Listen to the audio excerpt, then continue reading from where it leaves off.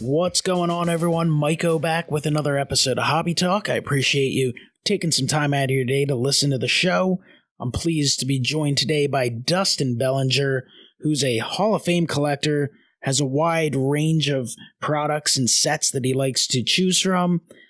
Definitely not afraid to test vintage and modern, kind of mix things up a little bit. Dustin, how you doing today? Doing great. Really happy to be a part of the show. I always like to listen to the Hobby Talk episodes, so cool for me to be a part of one. Well, I definitely am happy to get you on here. I obviously love this hobby just like you, and I really I have a soft spot for people who kind of like to collect a little bit of everything, because that's kind of the way I am.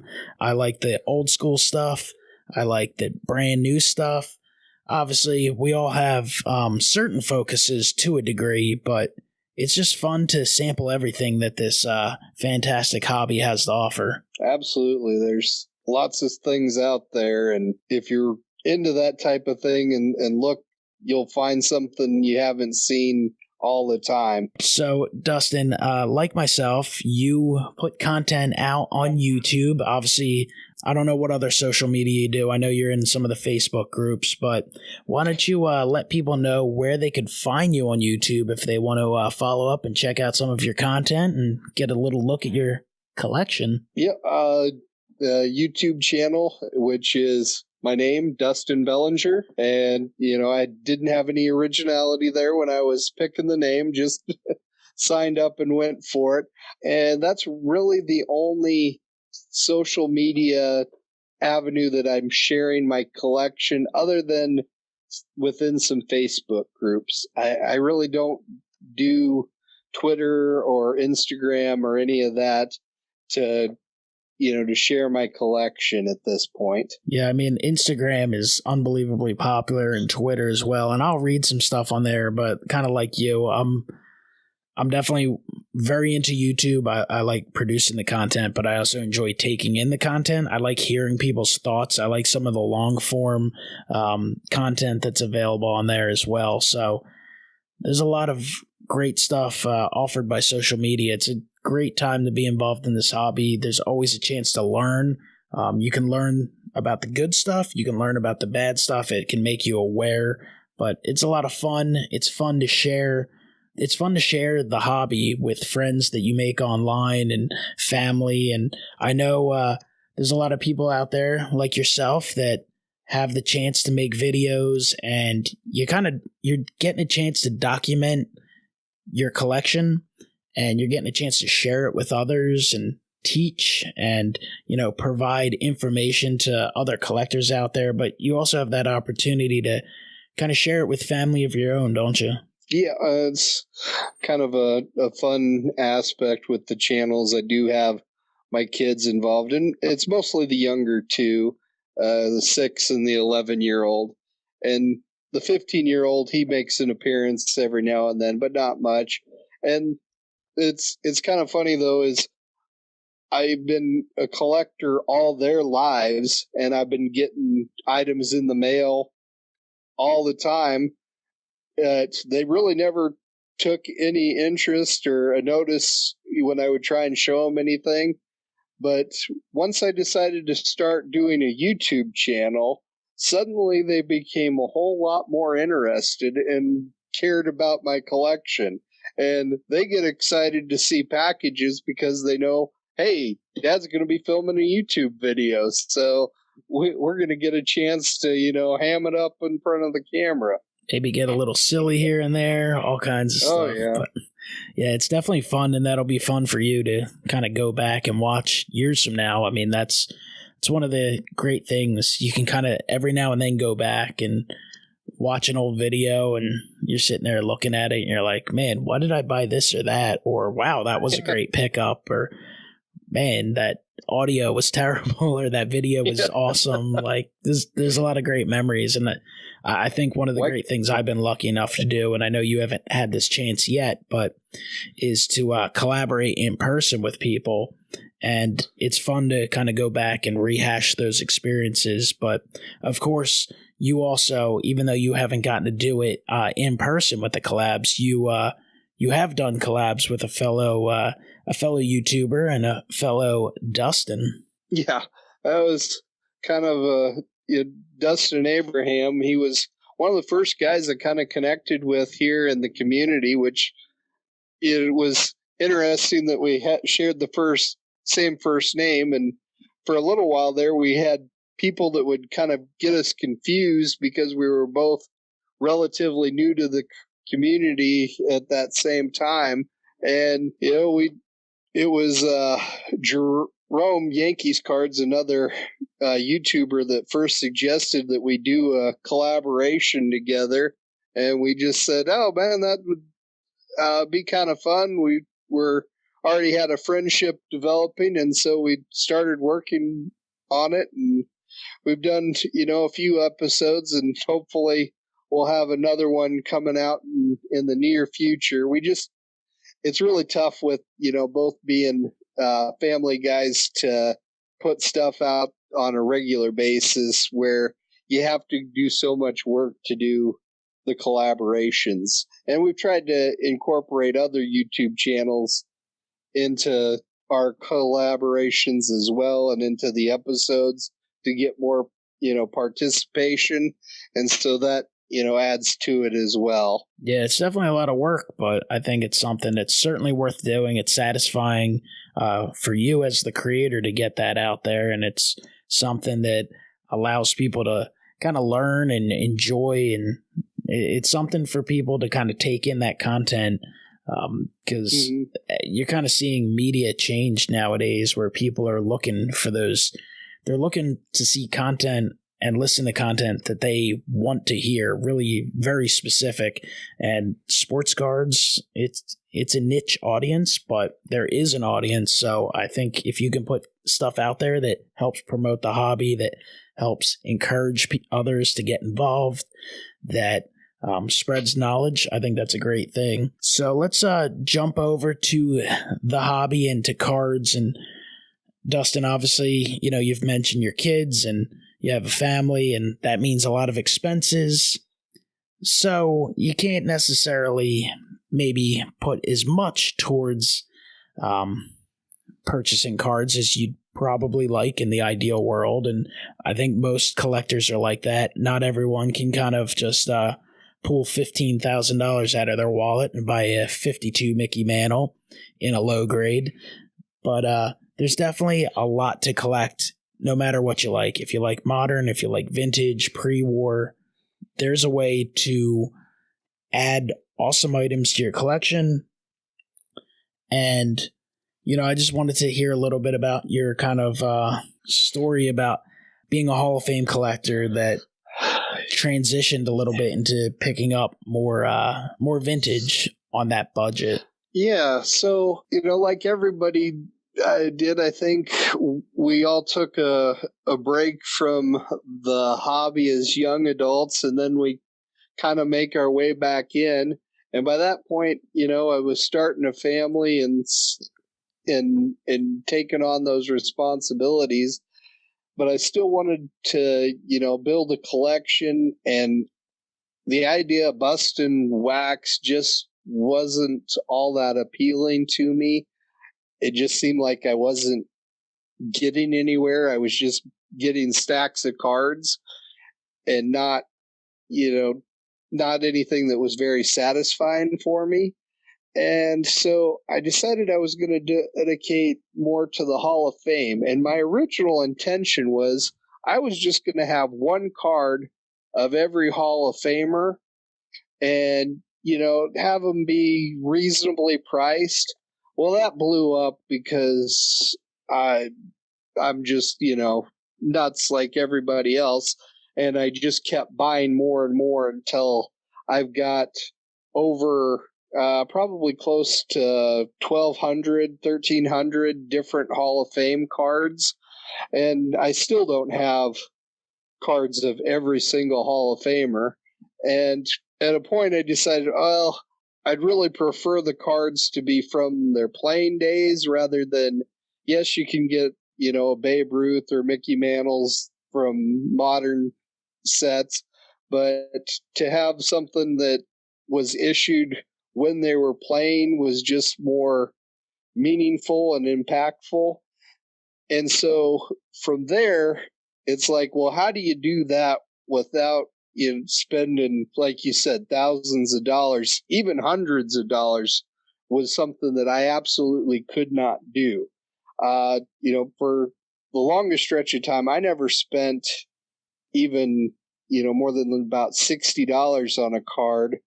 And it's gone up, as I've gotten further along and been able to dedicate more resources to collecting. But for the longest time, 40, $50 was all I could throw at any one card.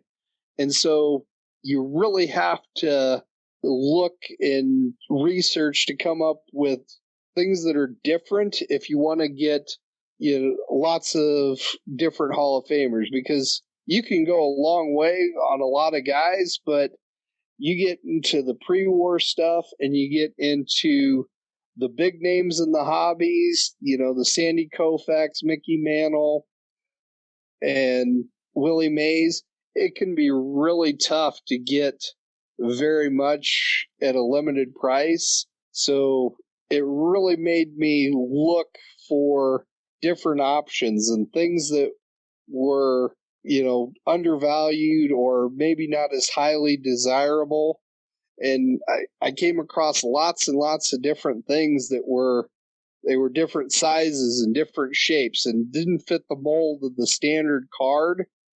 And suddenly it's like, well, heck, I can get this at, what's, half of what it would cost me to get, a 1963 Sandy Koufax. I could get a coin that was issued with boxes of tea for half the price. And it was a nice looking item and it has his picture on it, just like a card. It's a little bit smaller, but it was still, from his playing days, and it has a more unique story than just, another year of Topps baseball cards. Yeah, so that was always intriguing too. Yeah, there's just such a large variety of stuff out there to collect. They've been making cards in some form for over 100 years. Obviously, the standard issue cards, 70 years or so. But there's a ton to collect. There's I think for a lot of people who are kind of just getting into it or who haven't really tested the vintage market very much yet, that are modern collectors, because that's what they have grown up with. I think vintage sometimes can be a little intimidating because you're not as familiar with it, you're not growing up with it, and you hear vintage and you kind of think dollar signs, you think expensive, you think you're kind of like, oh, I don't really know. I'd love to add some stuff, but I don't want to spend too much money, especially on stuff that I don't know. And I think the reality is that you can add to your collection. You can collect some vintage baseball cards or vintage baseball items at good prices. You just kind of have to be patient and look around and learn a little bit. And there's a ton of ways you can learn. You can learn through social media. You can, there's obviously different references out there via websites, or even if you want to go old school and find some books on some great items and cards and stuff like that. But, if you have some sort of focus, whether it's Hall of Famers, and maybe you have to start with some of the lower tier ones, or less desirable items to kind of kick it off. Or I know for myself, as a Phillies collector, I kind of focused on all the modern stuff for years, and then I kind of went into the vintage stuff, and now I've kind of branched out a little more, trying to pick up unique items, unique cards, kind of one from each set, and I've been doing that a lot, and that's fun. And I like to get guys who are a little better, but I'm willing to add some commons, and sometimes I can get them in nice shape, for less than like $10, and they're great pieces to add to the collection. So, Dustin, for people out there who are interested in kind of expanding their horizons, expanding their collection, what in your opinion are some nice oddball sets that people can maybe look into researching or perhaps adding to their collections that you can do on a budget, for a very reasonable price. Okay, yeah, and place that's a great place to start is during the mid 30s. A lot of your gum companies went and were looking at doing premiums rather than the cardboard cards. So they're thinner stock, they're larger size, but they're actual real photographs. Now, it's black and white photography, of course, but for me, I think there's something really cool about, real photographs as opposed to the illustrated cards that's pretty common for that era. Now, Gowdy did a set. Actually, it's a long story, but it's actually several different sets that get all lumped as to one, and they call them the wide pins. And they're really easy to find. If you just do a search on YouTube or on eBay right now for Gowdy wide pin, you're going to get 100 plus listings, and a lot of them will be in rough condition, but there'll also be a few that are in really nice condition. But you can pick up a lot of your lower tier Hall of Famers in that $15 to $20, maybe $25 range is in a raw premium. That's really nice. There's also, that was Gowdy's main competitor, National Chikal, or Chikal, however that's pronounced. They had a set that's called Fine Pins. And so, once again, just a search of Fine Pin under trading cards, you'll find a lot of them. And all of these are great images. And this is, a really nice place to start to get your toe wet if you want to collect pre-war, pre-World War II baseball items, either Hall of Famers or just common players. Sometimes it's fun just to pick one out that looks nice for a couple of dollars, get it in the mail, and then, learn about that player's career and who they were and what they did. That sometimes that can be a really, fun and enjoyable way to kind of explore this hobby. Some other sets that I would probably recommend, there's a set, it's called W517, and it has a lot of Hall of Famers in that set. And once again, it's really reasonably priced. Because these were perforated cards that were hand cut. They're a little bit bigger than your standard cards, so they don't fit in the 9-pocket pages. So if you're willing to buy something that's just outside of that standard format that we're used to, you can get a lot of value out of that if you're willing to just, take a little bit of extra time and spend a couple of dollars to get something that's a little bit different to store this in. In the long run, you'll save a ton of money than, trying to collect, say 33 and 34 Gowdy and some of the more well-known sets of that same era. Yeah, and there's a lot of these items look great. And, if you decide you really want more of the standard baseball card issues, you can still find them. Some of them will be in rougher condition if you're looking for lower price stuff, but they can still be awesome too.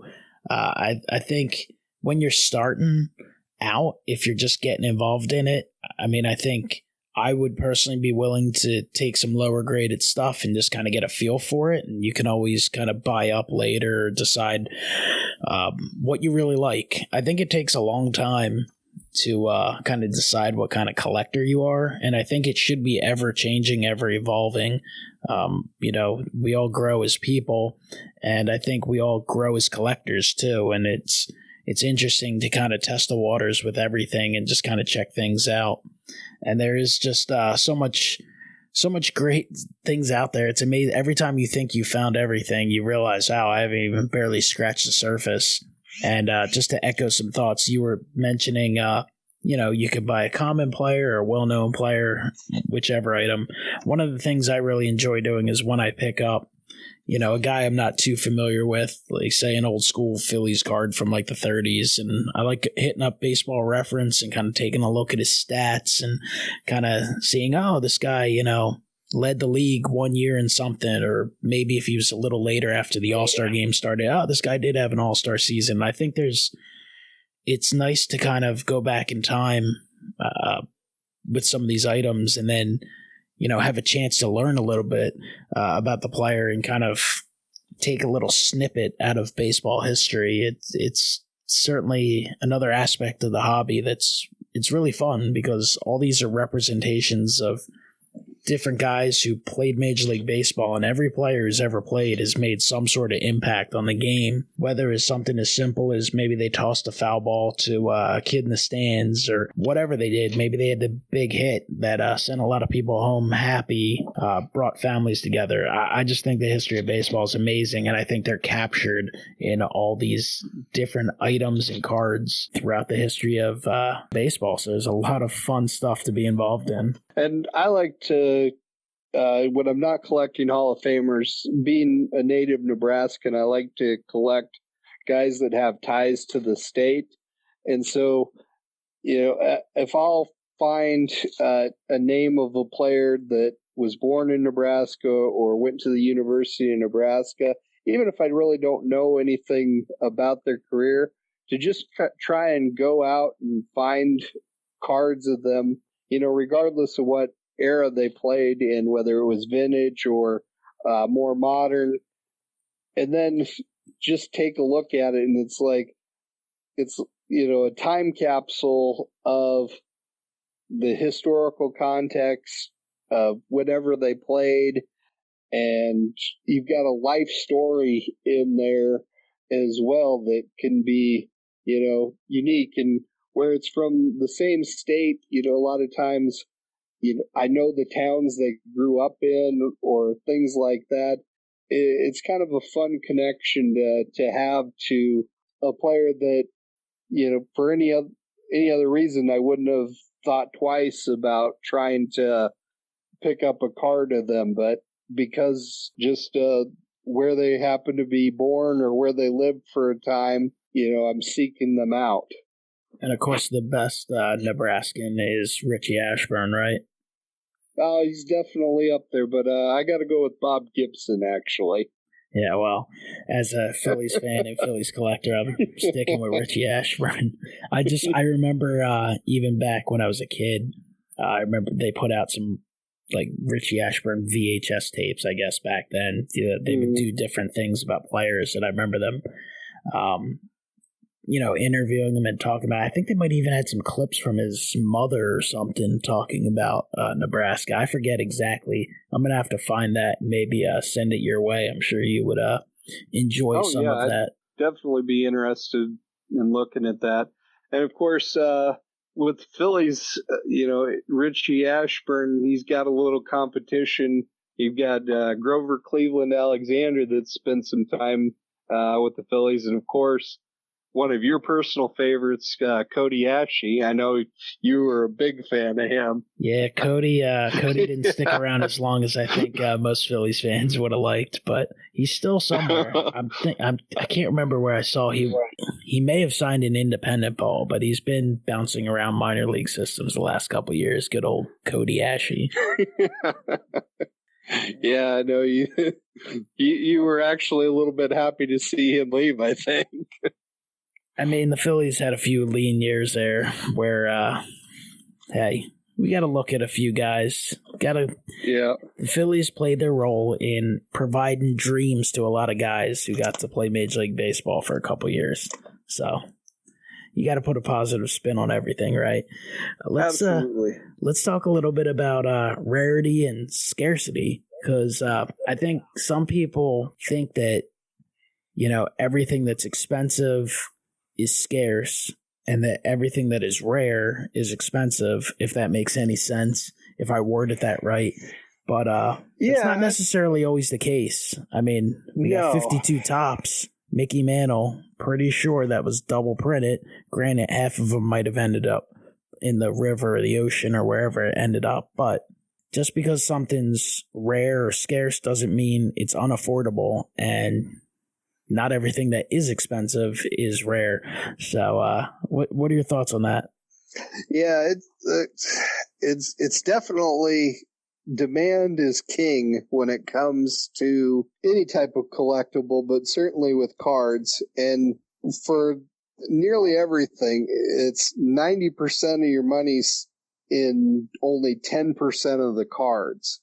And it's that way with modern, it's that way with vintage as well. And it really matters a lot that there are people out there that are actively seeking to get that card. Now, I've got a lot of different cards and issues that are really quite rare. You could do, an eBay search and you might find a half dozen things that are listed at like museum prices that just aren't realistic, or you may not even find any of them at all. And it can be really hard to try and track down, say an individual player. You might be able to find a card from that set, but to try and track down a specific card can be almost impossible. I've got, lots and lots of those types of things where the total population of the card is probably less, maybe even half of what, the famous Honus Wagner T06 card is. But any one of these cards, if I would just, happen to sell it on eBay or in an auction, if I got $40 or $50 for it, I would probably say, well, I did pretty good, because there's just such a fine line, even with Hall of Famers. It can be a Hall of Fame player, but if the set isn't well known and it's a little bit unusual, and people just aren't actively seeking it, it falls into that area where it doesn't matter that it's rare, it's just too obscure to gain much attention. And like the Wagner's kind of like that perfect storm, because T206 cards are anything but rare. You find them everywhere. I mean, they're over 100 years old, but there are thousands of survivors, and just about any collector that collects pre-war cards of that era has, several of them. But the Wagner's the exception, where it's something that is exceptionally rare and therefore really desirable from something that is pretty easy to find. And that sometimes tends to be like the magic formula there, where something it's part of something that's a lot more common, and therefore it gets attention and notice, and people are and awareness. The awareness is a big thing, that if people aren't aware of it and actively seeking it, it just won't gain a lot of value. But that's also how you find your bargains, is by knowing these other things that are out there and recognizing what they are. And so you can pick up something that is maybe a one-of-a-kind item or one of just a handful of examples that exist, and you can be one of just the few people that has something like that and get it for, less than, a PSA 10 of Mike Trout's second-year card or something like that. There's just tons of stuff out there that's just fascinating and interesting, but like you said, there's so much that certain things kind of slip through the cracks and it doesn't get the attention maybe it deserves. So there's definitely tons of great items out there, and you see the same thing kind of with players. There's certain players that are, exceptional talents. They put up great numbers and they just seem to not get that attention. And it's weird, but it's a positive, I guess, for people who are collecting those items or those players, because they're able to add them, really nice items to their collections at great prices, well below what you would expect to have to pay. And I think that's one of the fun things about collecting some of the old school stuff is that variety, the different things you can find at fantastic prices if you're willing to put in the work. Sometimes it can take a little work, right? It's not just something that you're going to stumble across necessarily by not really putting the effort in, but if you do, you can be rewarded pretty greatly.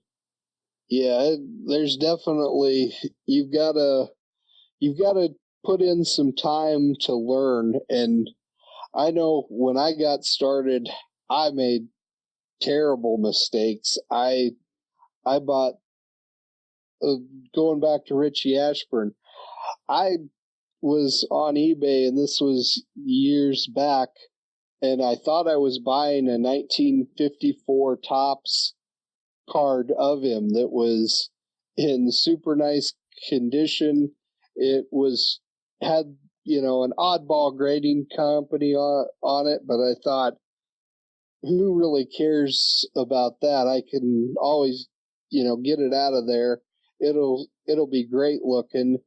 And then come to find out, what I was actually buying was a cutout from a page in Sports Illustrated magazine that was an advertisement for 1954 Topps. And so that was pretty depressing and a little bit of a wake-up call that, hey, you've got to learn more about what you're buying before you just bid on it. And I also bought an item that was like a cutout from an old Spalding or Reach baseball guide. I can't remember exactly which. It was from 1913 or whatever.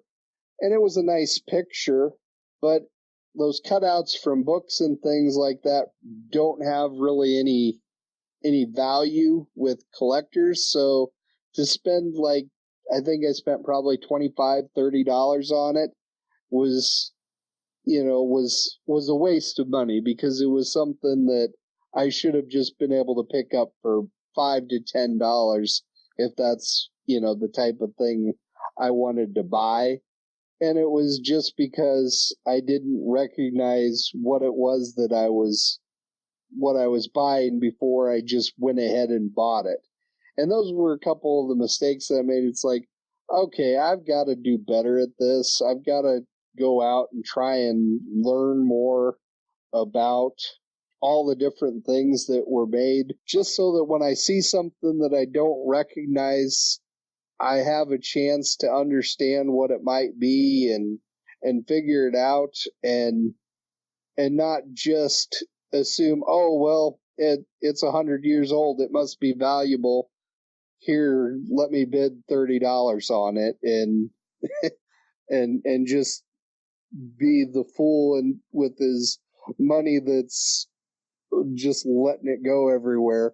Yeah, I mean, it can be really easy to sit there with the keyboard or nowadays your phone and see something and go, oh, that looks great. That looks like a bargain. Boom, toss a bid in. Takes seconds. You certainly want to take the time to read everything, and if it's something you're not familiar with, maybe do a brief research. But we all make mistakes, and that's how we learn in the hobby and learn in life.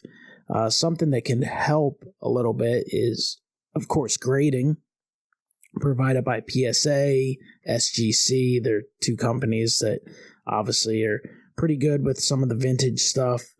And at least that helps identify items. If you kind of look at it, you can do the research. I mean, obviously none of the grading companies are necessarily perfect, but I think overall with 99% of their stuff, they do a really good job. So what do you know about with the PSA grading and kind of non-standard items? You know, obviously we all see graded vintage cards and pre-war cards. You see the 53 or 57 tops, or the old Gaudies. But what about some of the non-standard items that you've kind of talked about with the coins or some of the other issues that have been put out back in the day? Yeah, so PSA, obviously, for those that aren't familiar with the history of the company, actually got its roots in grading coins. And so with some of the coin issues, they're able to just leverage some of their assets from coin grading and be able to grade those that a lot of the companies aren't able to do. So you can get the 1964 Topps coins.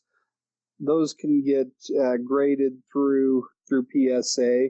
And a lot of your items will also fit in their tall boy holders, which if you can, anything with the tall boy holders is great because you can send those in on normal submissions, and be part of a bulk submission with those, and it goes right through. They don't treat it any different. Coins, it's a little bit tougher because they make that be its own unique submission, and so you have to get a lot of them if you want to try and take advantage of, let's say, a special or even do bulk pricing on it. So that can be a little bit tougher. So if you're going to grade those types of items, you've really got to kind of evaluate it to whether it's going to be worth it financially. Because if you're sending in, like, say, 10 items at the standard $20 per item grading fee, that really adds up compared to, being able to do a bulk submission and send them in for $8 a piece. And with the even larger items, that can be even tougher. PSA has had what they called their supersized holder, which was bigger than the tall boys and was essentially around about a 5x7 or a little bit larger that it would hold. And those were an extra fee. And once again, you can't send those in almost any submissions or any bulk submissions or in any specials. It's pretty rare for those to be included in a special. So once again, it's like you really got to pick and choose whether it's effective for grading those. And just recently, they've added their jumbo holders, which will hold anything up to 8x10. And they did a couple of specials on those so far. It's basically the cost of grading plus about $40 to $50 for that jumbo holder. I think they did one special where it was $30, so it ended up being like $50 per item, and that's at the discounted price. So once again, it's like you really gotta think about it. But sometimes for those, an item that's that large, like an 8x10, and if it's like a thin paper stock, you want to be able to try and keep that thing protected and be able to display it. And framing sometimes isn't always an option that's very, very safe. So sometimes, that big graded slab, it might be the best option to go about and trying to preserve that really large, unusually sized item. Yeah, that's going to be a heavy slab too, because I think I have one of those 5x7 ones, and I was like, geez, this thing's huge. So I can't even imagine the 8x10 ones. They got to be humongous. But they made it a little bit thinner than what their old supersized one was. So it's actually doesn't feel really that much heavier than the supersized. Because I got a couple of items in those, and I like them. I think they're really nice. That's good. I mean, obviously PSA is always evolving with the holders and kind of improving as best they can, so it's nice to hear that they've done a good job with that. Obviously, you have that option to get items you purchase or that you have in your collection graded. For people who are just starting out, though, people are kind of unsure exactly what they're doing and they're just learning.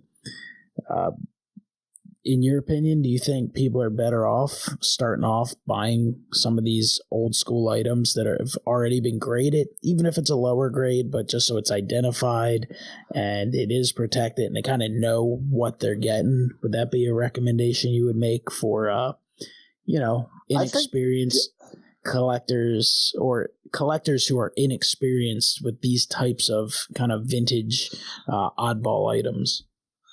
I think even if you are experienced, it's a good value, because like I was talking about with the extra costs that tend to get an expense that goes in with the grading those items. A lot of times, if you're out there looking for those larger items and looking for graded examples, when somebody's, liquidating their collection or they're refocusing, those things go out there, and a lot of times you'll be able to pick up items that are in those larger slabs for really barely more than what it would cost to grade it.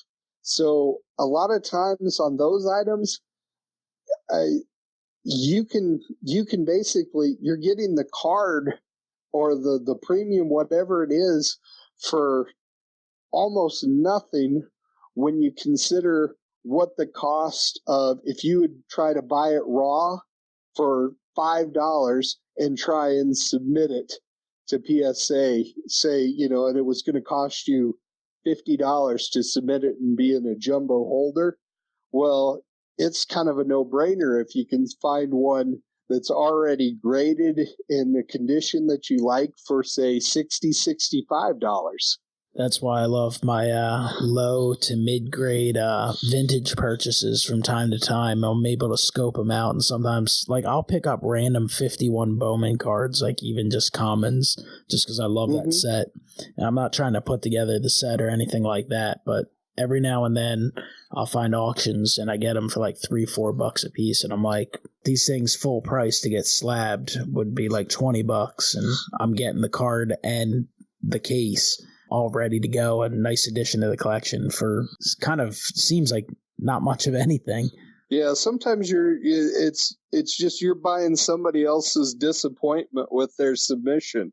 It's like they sent it in thinking that it was a higher grade than it is, and it came back a 4 because they didn't properly check it and notice that it had a wrinkle or something that they didn't see.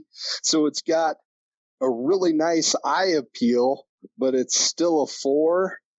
And so that person, they're disappointed and they're just, ditching it off for whatever it sells for. But for you, hey, that looks great. I'm happy with that. It's like that you don't have any disappointment invested in it. So picking it up for that reduced price just feels great. Yeah, and that's one of the problems with getting your own stuff graded. I mean, I think people who aren't experienced in getting cards graded, we tend to be biased towards our own cards and oh, this looks great. And, people go in, they're like, oh, I think this is going to be a 9 or a 10 for a modern card, or, maybe a 7, 8 for a vintage. And then they're just shocked and disappointed when they get a 5 or an 8 or whatever they get.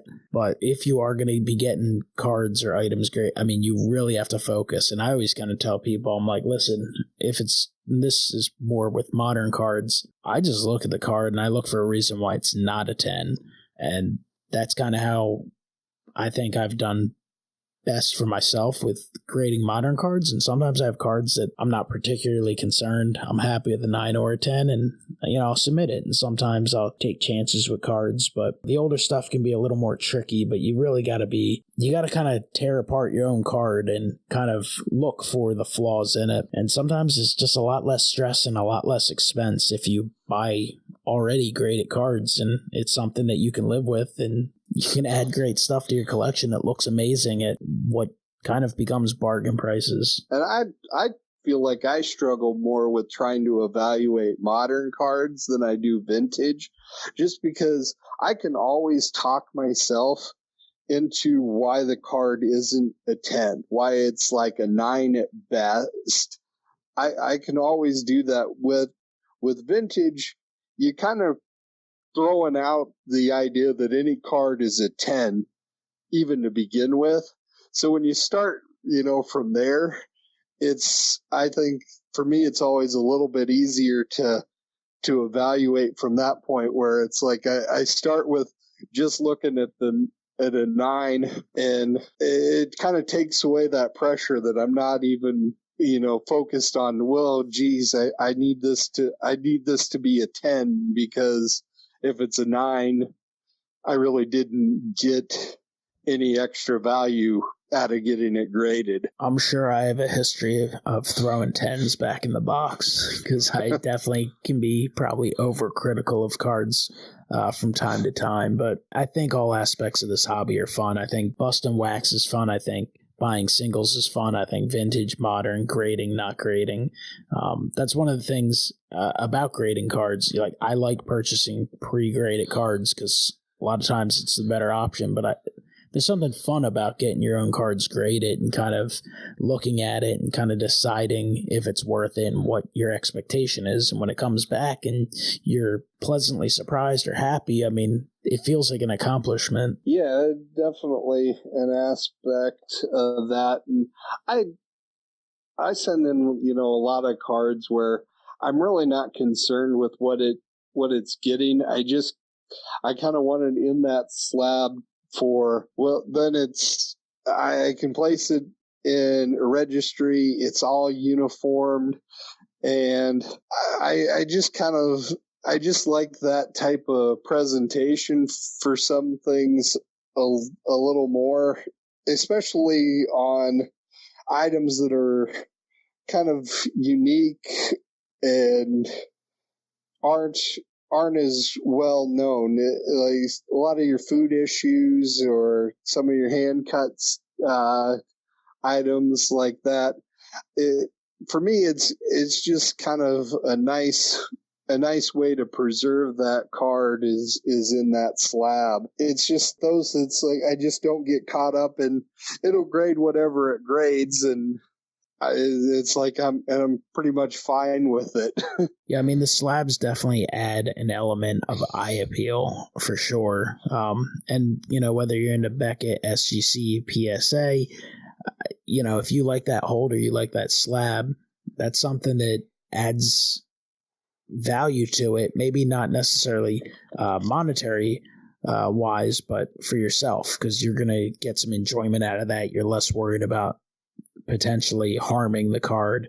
And I think, if you kind of go further and kind of think about it even more, I think it identifies those cards and you kind of know what you have and what condition. And obviously everyone has their opinions on grading, and certain people are against it and some people are for it. And obviously the grading companies have had some issues from time to time, but every business does. But my point being that in terms of the future, it's easier to identify those cards, and especially if they end up being passed along at some point, which obviously all of our collections at some point will be passed along to someone else. I don't think any of us are taking them with us on the other side. So, that's something to kind of think about and consider as well. That doesn't have to be a main focus or something you dwell on, but I think that's a nice touch to add to your collection, and that's got a value in in itself. Yeah, definitely. And there's always going to be a value and a purpose for evaluating condition and having it done by somebody that can be at least be perceived as being neutral. The reason we have grading companies to begin with, for the most part, is because collectors and buyers were tired of just relying on sellers to tell us what they thought the condition of their cards were, and being told that, everything was near mint or excellent mint, and it had to be dog-eared as heck before they would acknowledge it to be, excellent, very good, excellent, or something like that. And I think as a hobby, we're a lot better in tune with what the real condition of our cards are than we were 20 and 30 years ago. I think for the most part, most of us had a distorted evaluation of what kind of condition our cards were. I think for the most part, we all kind of overgrade our cards and overgrade the condition of them, but I think it was much, much worse in just a generation past. For sure. It's easy to overvalue / overgrade your own cards and your own players and stuff. And Dustin, obviously you're into the vintage, you're a Hall of Fame collector, you enjoy all the old school stuff, but you're certainly not opposed to embracing what's available now and what's available and what people and kids are growing up with now. So obviously you have that Nebraska collection. You like to pick up some of the great players from Nebraska. But besides that, you grew up enjoying Cubs baseball and being a Cubs collector. So I take it you pick up some Cubs cards and you enjoy some of the current stars of the Cubs and some of the cards you can pick up from time to time, correct? Oh, definitely. I had, a pretty large Mark Grace collection as a younger collector, and sadly I let a lot of that get away, and I really wish I had kept all that together and hadn't been so willing to kind of purge that off. But obviously the current construction of the Cubs team's got a lot of fun stars with Anthony Rizzo and Chris Bryant and others, but definitely, for me, Javi Baez is probably one of the most entertaining players in all of baseball to watch. He's, exciting. He's exuberant. He doesn't leave anything left out on the field at all. So that's definitely makes it fun to watch the game. And I'm as happy as anybody, if I'm getting into a break or I'm just browsing to look for current cards of his and add different stuff. I put together kind of a small rainbow of his this past year just because I thought, oh, well, I got in a card that was numbered to 10, and it's like, well, let's see what else I can find. And I happened to find the 101. So once I did that, it's like, well, I guess I got to go get them all. So I did. And so I'm definitely not exclusive to the vintage at all. It's I enjoy baseball, from all eras, and the current players just as much as some of the guys from like the 1800s even.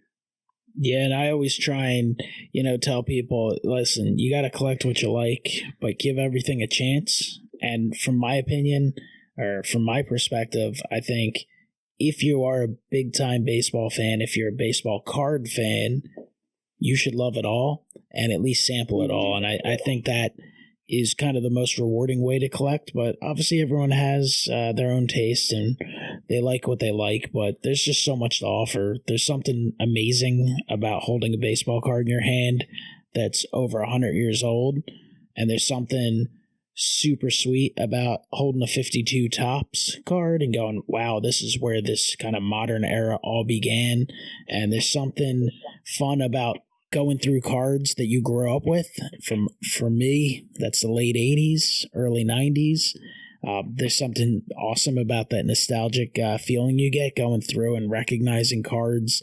And there's something unbelievably enjoyable about collecting cards of the current stars, the guys that you can watch on a nightly basis. And to me, every sport, teams and players, they all go through different stages. But right now, the talent in baseball is off the charts. It's absolutely amazing. I mean, I think we take for granted because we just see it every day and we're so used to it. And yeah, there might be some extra juice in the baseballs, but there's also incredible talent from around the world. And that's what's amazing. That's what's really changed. Baseball's going to evolve. The sport's going to evolve. But we just have this influx of talent from not just a portion of the United States. Now you have it from across the world. And these guys are unbelievable. And I mean, Ronald Acuna Jr. and Shohei Ohtani. And I know in our hobby, Ohtani got a lot of backlash from some people last year because maybe some of the prices were a little ridiculous. But if you watch that guy, I mean, he's an incredible baseball player, an unbelievable talent. And we'll see how healthy he stays. And, you know, you mentioned Javi Baez with the Cubs. It's just the talent pool in baseball is unbelievable. And to me, it's like, why would you not want to at least collect a little bit of that? I'm not saying you have to go out and go crazy with the first Bowman autos or anything, but just to buy some of the new modern stuff is a tremendous amount of fun. Yeah, and being on the vintage side, you associate it with a lot of vintage collectors.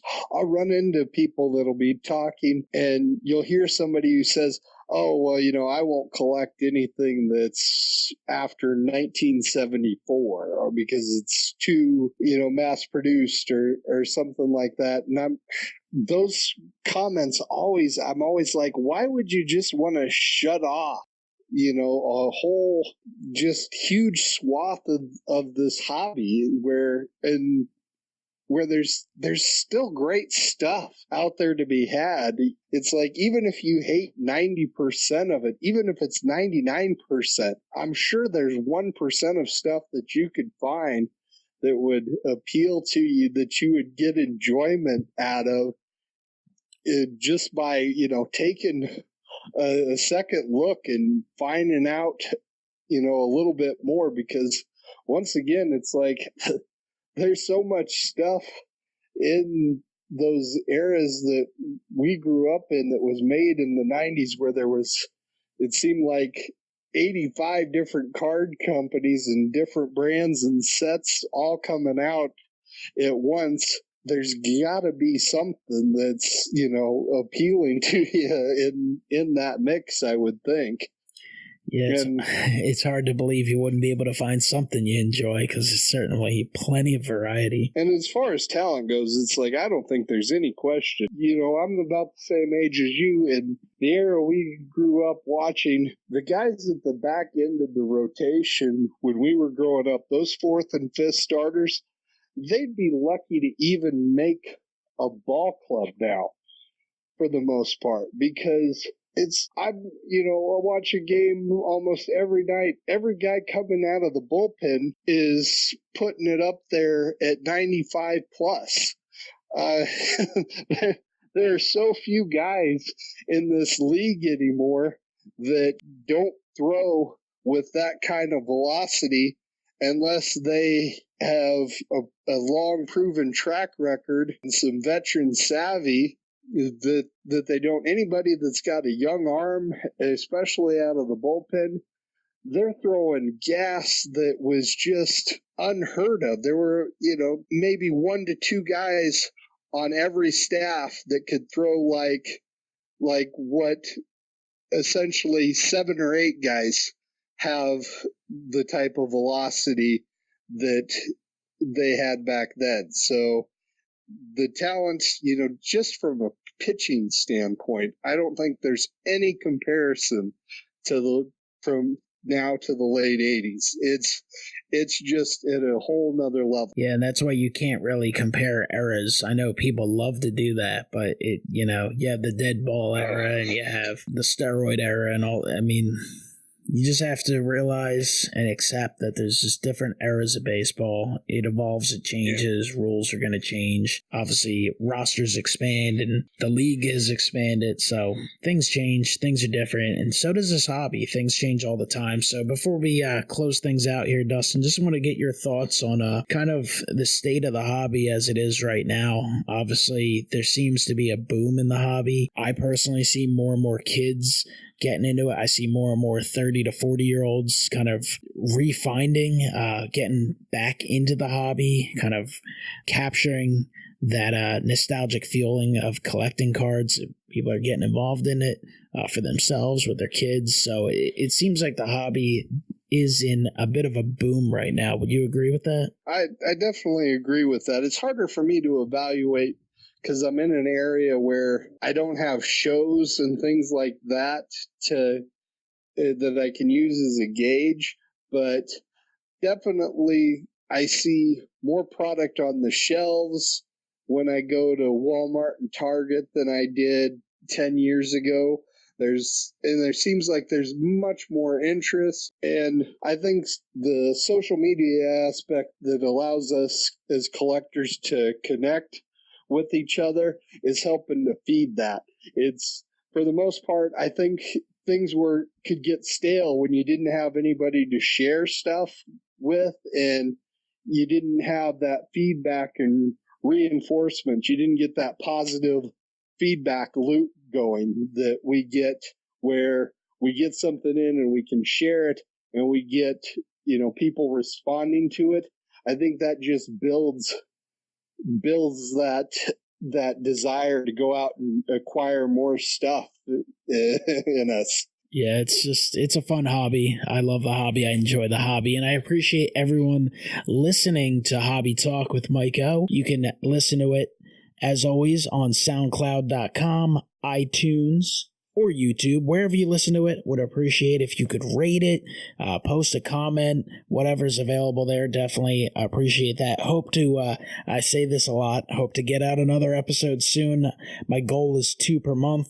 I have not been reaching that goal, but I certainly plan on kind of putting the pedal to the floor and keeping these going. And I appreciate Dustin for taking some time out of his day to join me. Dustin, appreciate the insight, appreciate the content. Hopefully everyone out there has a chance to scoot over to YouTube, type in Dustin Bellinger. I will try and post a link down below on some of the platforms, certainly on YouTube and perhaps SoundCloud as well. I don't think I have much control over iTunes, what gets published there. But Dustin, it was a pleasure chatting about the hobby for the last hour or so. Great being on with you, Mike. So thank you once again, everyone, for checking out the show. Again, I appreciate it. And I'll talk to you next time. Have a great one.